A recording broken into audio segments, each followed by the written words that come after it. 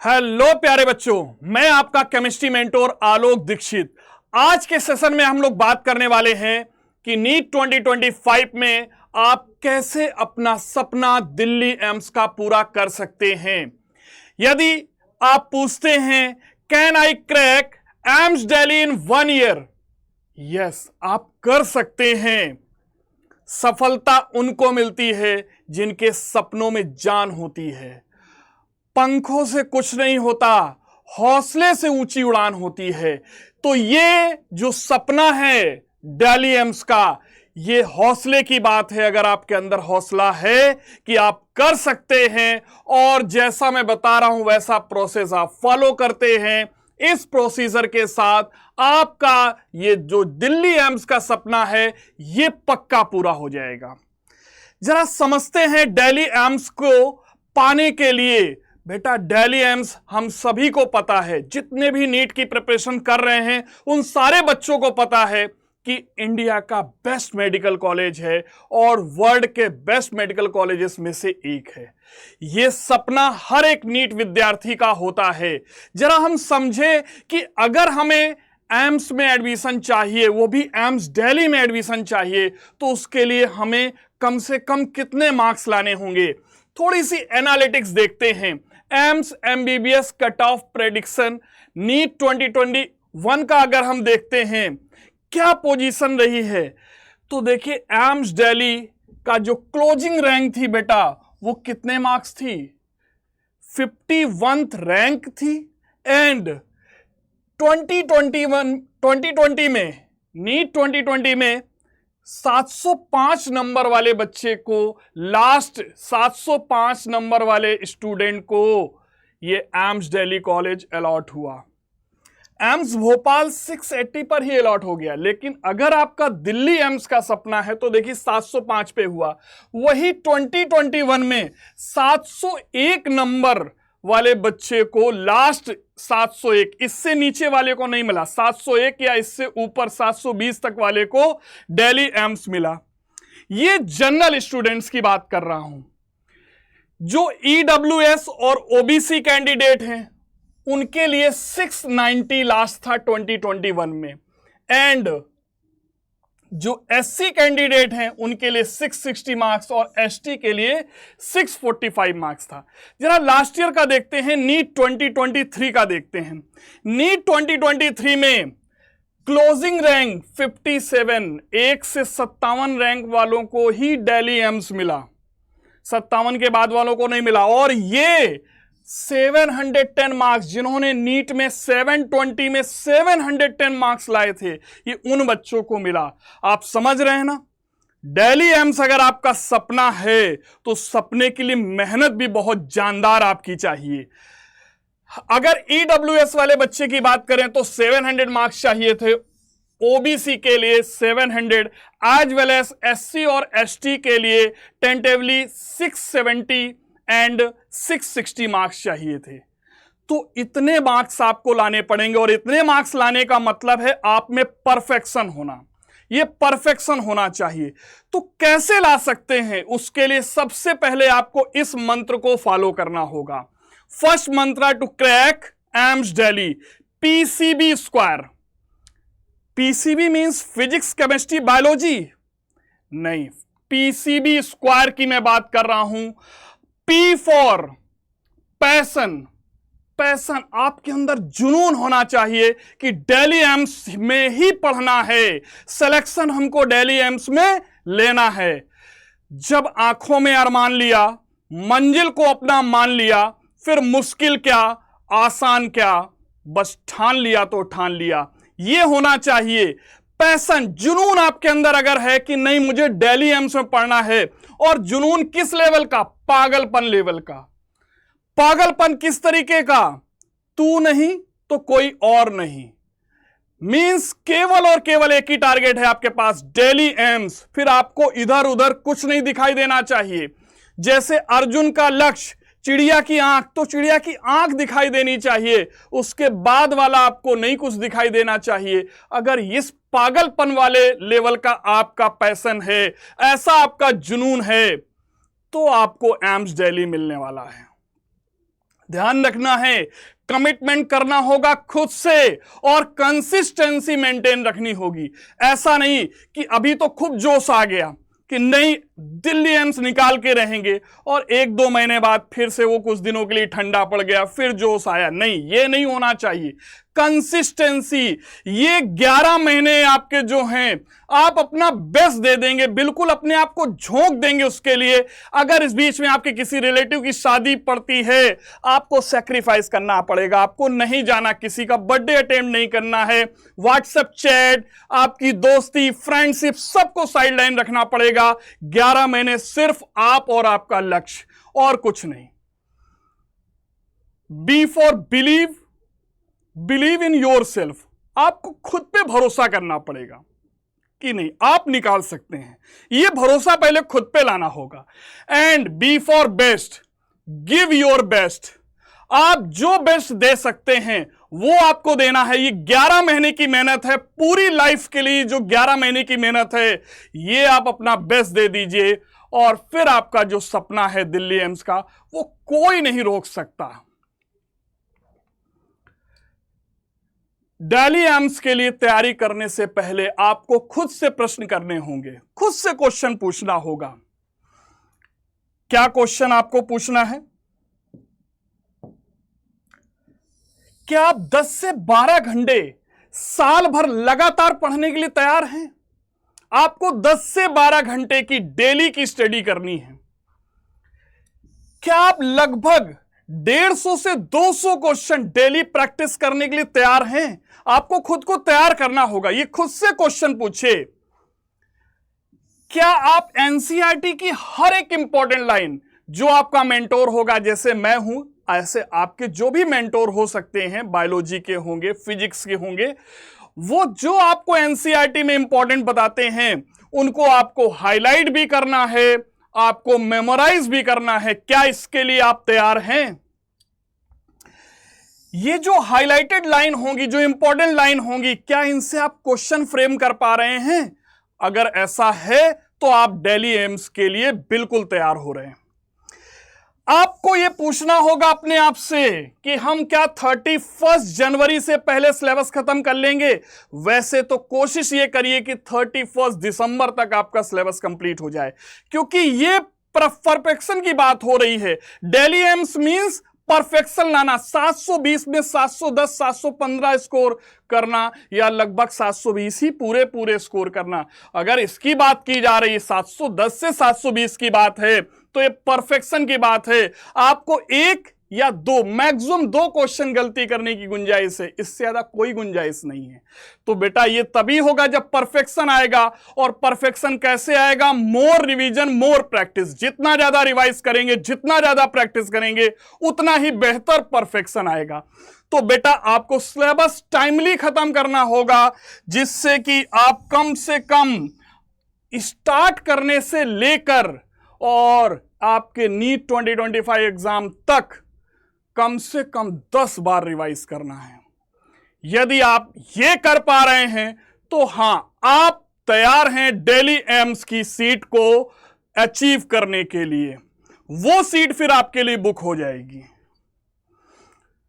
देखिए बेटा, अगर हमें ये गोल अचीव करना है, ये जो नीट का गोल है 710 या उससे ज्यादा नंबर की बात हो रही है, अगर ये अचीव करना है तो आपके पास वेपन्स होने चाहिए, आपके अस्त्र शस्त्र मजबूत होने चाहिए, आपके पास टूल्स होने चाहिए।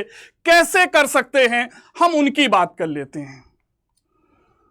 सबसे पहली चीज, आपको एक अच्छा ऑनलाइन या ऑफलाइन प्लेटफॉर्म चुनना होगा, जिससे कि आपकी तैयारी बिल्कुल सटीक हो, कम समय में अच्छी तैयारी कर सके। तो आपको एक अच्छे ऑनलाइन या ऑफलाइन प्लेटफॉर्म का चुनाव करना होगा। सबसे पहले वहां पर आपको लेक्चर्स करने होते हैं, क्योंकि देखिए बेटा, नीट एग्जाम है स्पीड और एक्यूरेसी का।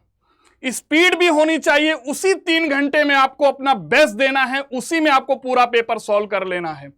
साथ में एक्यूरेसी भी होनी चाहिए, क्योंकि आपका स्कोर ऑलमोस्ट परफेक्शन का होना चाहिए। तो सबसे पहले तो लेक्चर्स करने हैं। मंडे टू सैटरडे आप लेक्चर्स करेंगे डेली 6 आवर्स का। 6 घंटे का 2 घंटे फिजिक्स, 2 घंटे केमिस्ट्री, 2 घंटे बायोलॉजी, और 30 मिनट से लेके 45 मिनट तक जो आपने डेली पढ़ा है उसे आपको डेली का डेली रिवाइज भी करना है। 30 से 45 मिनट आपके पास वो टाइम रखना है जिसमें आप रिवाइज कर पाए। फिर संडे को आपको टाइम निकालना होगा 5 से 6 घंटे का। पूरे वीक में मंडे टू सैटरडे जो आपने पढ़ा है वो आपको रिवाइज करना है 5 से 6 घंटे में संडे में, और साथ में संडे को आपको टेस्ट भी देना है, उसका इवैल्यूएशन भी करना है। ध्यान रखिएगा, only question practice is the key to success, not रट्टाफिकेशन। केवल रट्टाफिकेशन से कुछ नहीं होगा। जब आप प्रैक्टिस करेंगे तभी आपके कॉन्सेप्ट क्लियर होंगे, तभी अचीव होगा, तभी उस 3 घंटे में उसे आप अप्लाई कर पाएंगे। ये प्रैक्टिस कैसी होनी चाहिए, क्वेश्चन प्रैक्टिस कैसी होनी चाहिए? बायोलॉजी में आपको हर एक चैप्टर में 500 क्वेश्चन तो लगाने हैं, केमिस्ट्री में 300 क्वेश्चन लगाने हैं, फिजिक्स में आपको 200 क्वेश्चन लगाने हैं पर चैप्टर। ये ध्यान रखिएगा, हम बात कर रहे हैं डेली एम्स की, कोई बच्चों वाली बात नहीं हो रही। डेली एम्स का सपना अगर अचीव करना है तो ये आपको करना होगा। साथ में 12 साल के पीवाईक्यू लगाने हैं, 12 ईयर के पीवाईक्यूज आपको जरूर लगाने हैं। यदि आप इतनी प्रैक्टिस कर पा रहे हैं तो ठीक है, बिल्कुल आप सटीक जा रहे हैं, आप डेली एम्स की तरफ आगे बढ़ रहे हैं। आपका बेटा टाइम मैनेजमेंट कैसा होना चाहिए? जो दिन के 24 घंटे आपको मिलते हैं उसे आप कैसे डिवाइड करेंगे? सबसे पहला, आपको 8 घंटे निकालने हैं, 8 आवर्स आपके निकालने हैं। किसके लिए? अच्छी नींद लेने के लिए, क्योंकि आप अच्छी नींद लेंगे आपका बायोलॉजिकल सिस्टम सही रहेगा, आप ज्यादा इफेक्टिवली पढ़ाई कर पाएंगे। इसलिए 7 से 8 घंटे की नींद तो लेना जरूरी है। ये अच्छी नींद आपकी होनी ही चाहिए।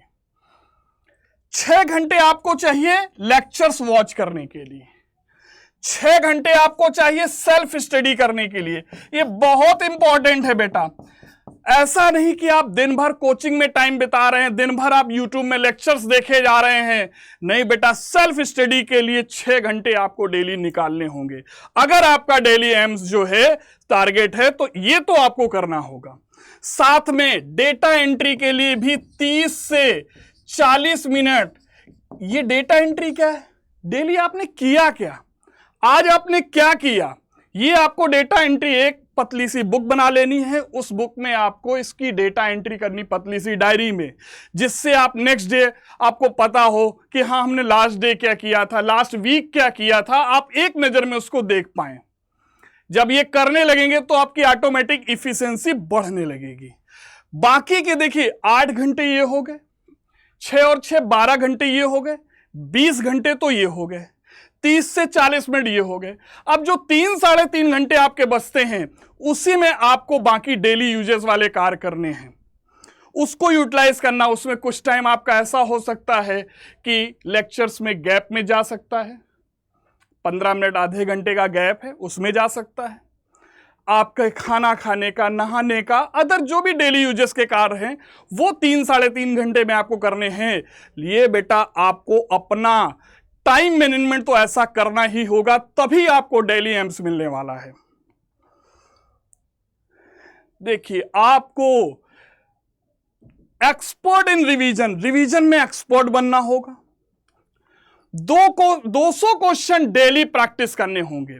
हो सकता है 100 क्वेश्चन आप पेन पेपर में करें, 100 क्वेश्चन हो सकता है आप जब देखें तो आपसे देखते ही माइंड में कैलकुलेट करने के बाद सॉल्व हो जाएं। अल्टीमेटली 200 करने हैं, लेकिन 100 में आपका पेन भी चलना चाहिए, 100 से कम नहीं। ऐसा नहीं कि सारे के सारे आप ऐसे सॉल्व कर पा रहे, ऐसे हो ही नहीं सकता। तो आपको पेन तो चलाना ही चलाना है।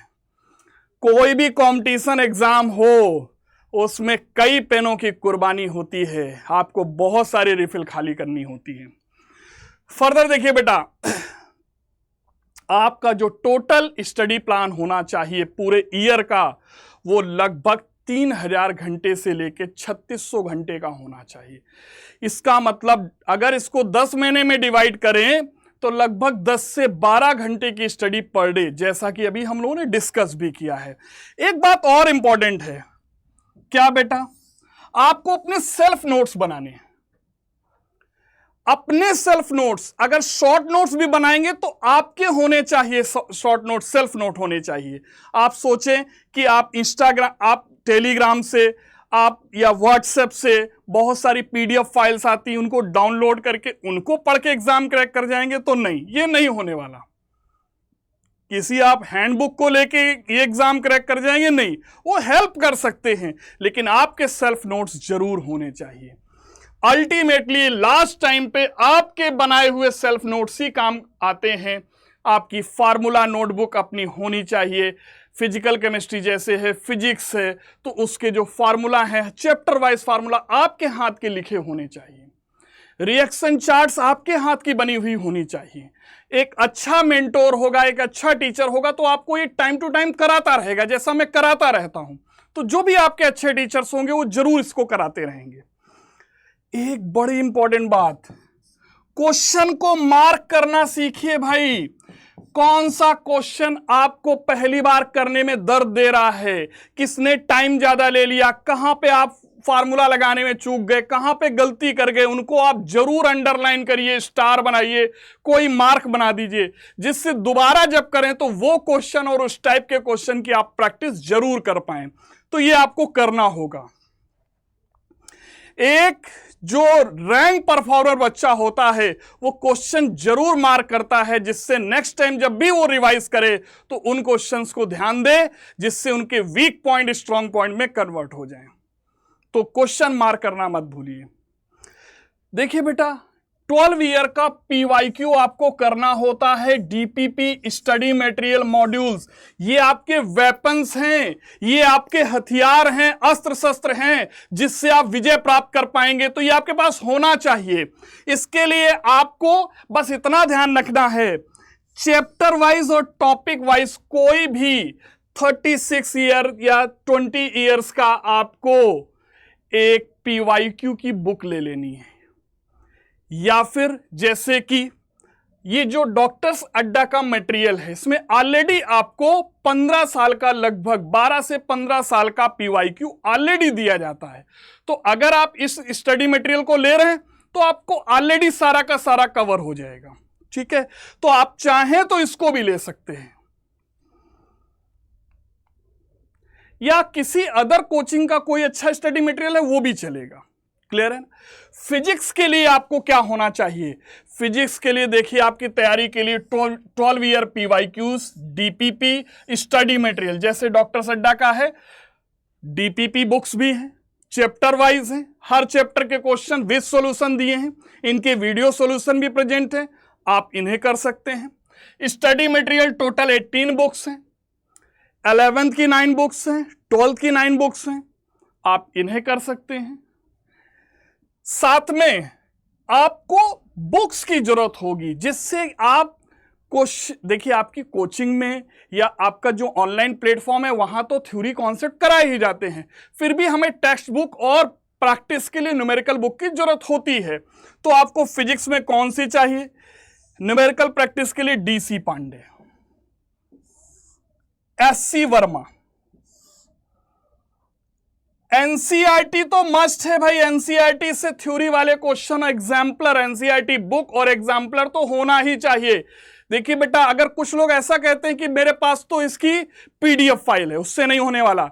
ऑनलाइन आपके पास हो, अच्छी बात है, लेकिन आपके पास इसकी हार्ड कॉपी भी होनी चाहिए। सॉफ्ट कॉपी के अलावा हार्ड कॉपी भी होनी चाहिए। नहीं है, खरीद लीजिए। फिजिक्स, केमिस्ट्री, बायो तीनों सब्जेक्ट की आपको टेक्स्ट बुक भी ले लेनी है, एनसीईआरटी की एग्जाम्पलर्स भी ले लेनी है। ठीक है, एसएल अरोरा आप ये बुक ले सकते हैं। क्लियर है ना? एसएल अरोरा एक अच्छी बुक है, आप फिजिक्स में परफेक्शन लाने के लिए आप इसे भी ले सकते हैं। बेटा केमिस्ट्री में, केमिस्ट्री का तो धर्म ग्रंथ है NCERT, specially for inorganic chemistry. तो इनऑर्गेनिक केमिस्ट्री के लिए तो आपको एनसीईआरटी से आपका पर्पस सॉल्व हो जाएगा। लेकिन अब हम लोग डिस्कशन किस बात की कर रहे हैं? परफेक्शन की, 710 से ज्यादा स्कोर करने की। तो हमें क्वेश्चन प्रैक्टिस के लिए बुक होनी चाहिए।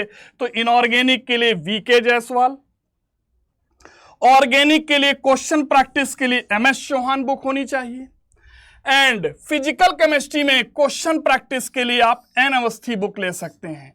आप चाहें एनसीईआरटी फिंगर टिप्स भी ले लें, लेकिन क्योंकि अब हम बात कर रहे हैं परफेक्शन की तो हमारा लेवल भी वैसा होना चाहिए, इसलिए मैं इन बुक्स को सजेस्ट कर रहा हूं। तो एनसीईआरटी मस्ट है। एनसीईआरटी आपको ऑर्गेनिक की भी पढ़नी है, फिजिकल की भी पढ़नी। फिजिकल की क्यों पढ़नी भाई? फिजिकल के जो थ्योरेटिकल क्वेश्चन पूछे जाते हैं वो एनसीईआरटी के लाइन से बने होते हैं। जो आपका अच्छा मेंटोर होगा वो उनके बारे में टाइम टू टाइम बताता भी रहेगा, जैसे मैं बताता रहता हूं ऑलरेडी। बायोलॉजी के लिए बेटा आपको एनसीईआरटी 11 12 वाली वो तो लेनी है। साथ में आप बुक्स भी ले सकते हैं। एक तो एनसीईआरटी फिंगर टिप्स है, आप इसे ले लीजिए। दूसरा एक ट्रूमैन्स एलिमेंट्री बायोलॉजी आती है, आप चाहें तो इनको ले सकते हैं फॉर प्रैक्टिस, क्वेश्चन प्रैक्टिस के लिए। और अगर कुछ भी नहीं लेना चाहते हैं तो डॉक्टर सड्डा का study material more than sufficient है। अगर आप इसे लगा रहे हैं तो इसमें पीवाईक्यूज भी कवर हो रहे हैं, क्वेश्चन प्रैक्टिस भी भर भर के हो जाएगी। आपको फिर अदर मटेरियल अगर नहीं भी लेते हैं तो एनसीईआरटी प्लस डॉक्टर सड्डा का study material more than sufficient है। या आप किसी एक अच्छे कोचिंग इंस्टीट्यूट के हैं तो वहां का भी जो स्टडी मटेरियल होगा वो सफिशिएंट होगा। देखिए बेटा, अब बात आती है टेस्ट की। प्रैक्टिस आप जब करते हैं तो उसका इवैल्यूएशन करने के लिए आपने जो रिवीजन किया है, जो प्रैक्टिस क्वेश्चन की है, उसको इवैल्यूएट करने के लिए आपके पास टेस्ट करना है। टेस्ट कैसे होने चाहिए बेटा? चैप्टर वाइज टेस्ट होने चाहिए, पार्ट टेस्ट होने चाहिए, फुल सिलेबस टेस्ट होने चाहिए। तीनों ही देने हैं तभी परफेक्शन आएगा।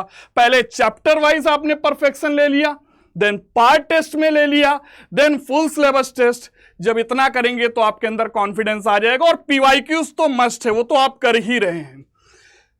बिफोर टेस्ट आपको कुछ चीजें ध्यान रखनी है। क्या?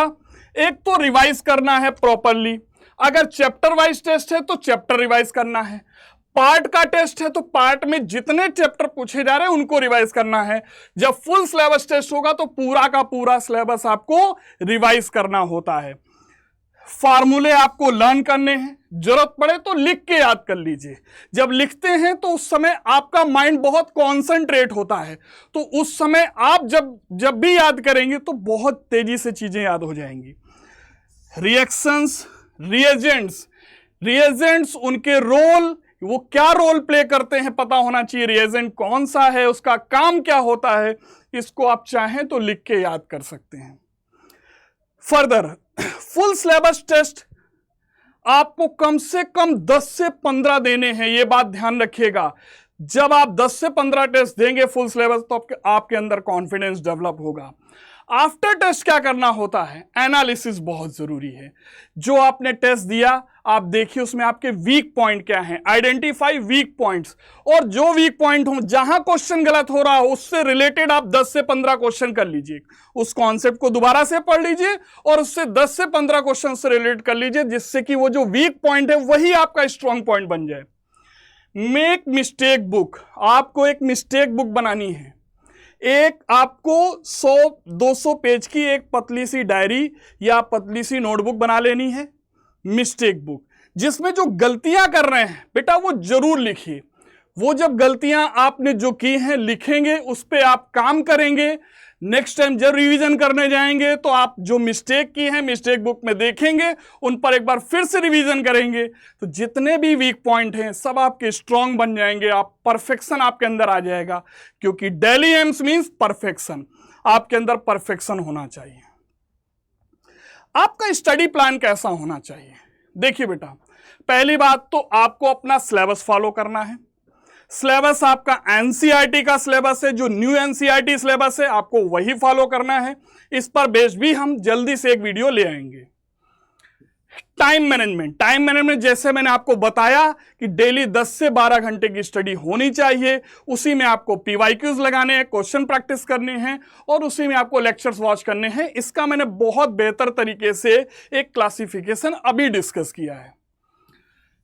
क्लियर योर डाउट्स डेली, आपको जो अभी आपके डाउट्स हैं डेली क्लियर करने हैं। भले ही आप अपने टीचर से क्लियर करें, आप अपने फ्रेंड से क्लियर कर लें, आप गूगल कर लें, कैसे भी करें, लेकिन आपके डाउट्स पेंडिंग नहीं होने चाहिए। आज का काम कल नहीं होना चाहिए, सिलेक्शन इसी बार चाहिए। तो परफेक्शन अगर लाना है तो डाउट्स तो डेली क्लियर करने हैं। आपको अपनी स्टडी टेबल ऑर्गेनाइज करके रखनी है। जिस समय आप केमिस्ट्री पढ़ें तो फिर केमिस्ट्री की वहां पर बुक्स होनी चाहिए, जब आप फिजिक्स पढ़ें तो फिजिक्स होना चाहिए। ऐसा नहीं कि आपका माइंड डिस्ट्रैक्ट करने के लिए आपकी टेबल में कुछ भी पड़ा है। प्रॉपर ऑर्गेनाइज आपकी स्टडी टेबल होनी चाहिए। आइडेंटिफाई योर वीक पॉइंट्स, और उन पे काम करना है। अपने वीक पॉइंट जो भी हैं उनको आइडेंटिफाई करना है। इसके लिए ध्यान रखना है, आप अपने जब शॉर्ट नोट्स आपके होंगे, सेल्फ नोट्स आपके होंगे बनाए हुए, और उनको जब रिवाइज करेंगे तो कम टाइम में ज्यादा रिवीजन होगा, ज्यादा परफेक्शन आएगा। और जो मैंने नो मिस्टेक बुक की बात बताई, यदि आप उसे देखते जा रहे हैं तो फिर आपके अंदर परफेक्शन बढ़ता जाएगा, क्योंकि आप मिस्टेक बुक देखेंगे, अपनी मिस्टेक्स पे काम करेंगे और परफेक्शन की तरफ बढ़ जाएंगे। तो बेटा जी, जो मैंने सारी बात बताई, अगर आप इसे फॉलो करते हैं तो 1 ईयर में आप जरूर डेली एम्स पा सकते हैं। आपका जो सपना है ये सच हो जाएगा। टाइम टू टाइम मैं इसको और अच्छी तरीके से गाइड आपको करता रहूंगा। Wish you all the best.